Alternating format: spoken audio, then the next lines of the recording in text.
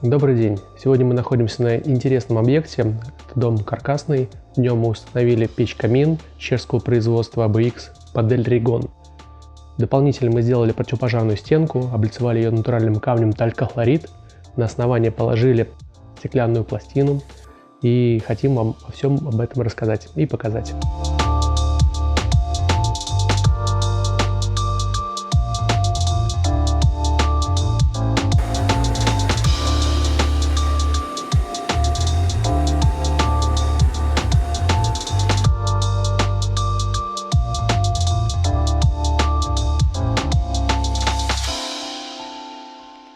Камин мы уже растопили, прогрели его, положили небольшое полежко, так что вы могли оценить высоту горения пламени, саму печь относительно меня, я 1,80 м высотой. Противопожарная стена выполнена из талькохлорида, внутри силовой каркас с базальтовой ватой и плитами антифлейм. Основание у нас выполнено в стекле, стеклянная плита, которая выдерживает высокую температуру и выдерживает массу печи. Но при всем при этом дом каркасный, дополнительного фундамента под печку не требовалось. Система дымоудаления здесь магма, окрашенная в черный цвет сразу же термостойкой краской. Заодно хотим протестировать, какая температура отходящих газов у самой печи и какая температура на самом дымоходе, на трубе сэндвич. Сам корпус печи, видно или нет, 116, 154, 160 спокойно может быть на рамке, даже до 200. Цокольная часть 130, 150 градусов. Смотрим по дымоходу. Этот элемент у нас без изоляции, он голый. Имеем температуру примерно 170-180 градусов. Дальше у нас установлен сэндвич-шибер поворотный. И снимаем температуру на трубе сэндвич. 65 градусов. То есть если внизу у нас температура 170-175, то на трубе сэндвич на первом голом участке всего 67-65 градусов. Поднимаемся к потолку,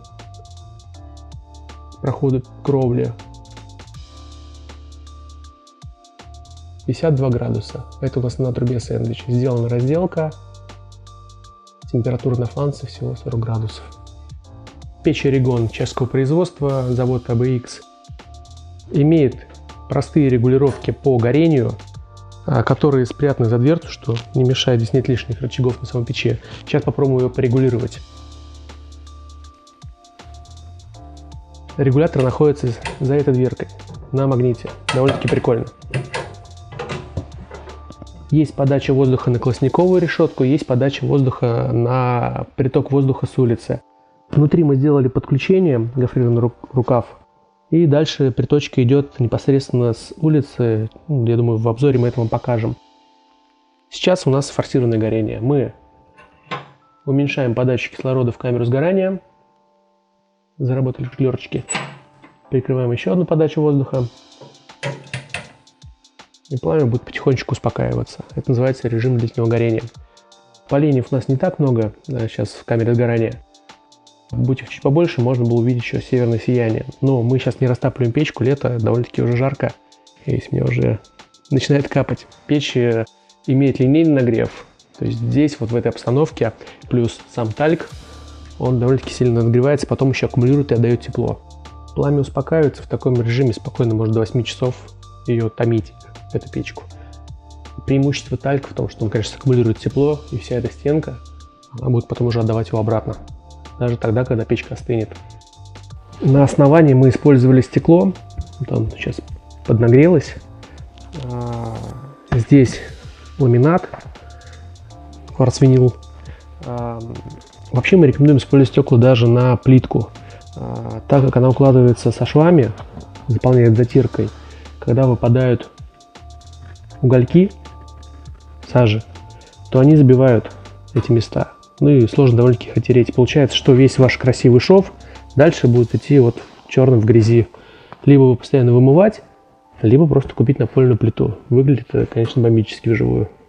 Еще одно преимущество этой печи в том, что, сняв верхнюю плиту, мы можем спокойно загрузить туда камни ABX для теплонакопления.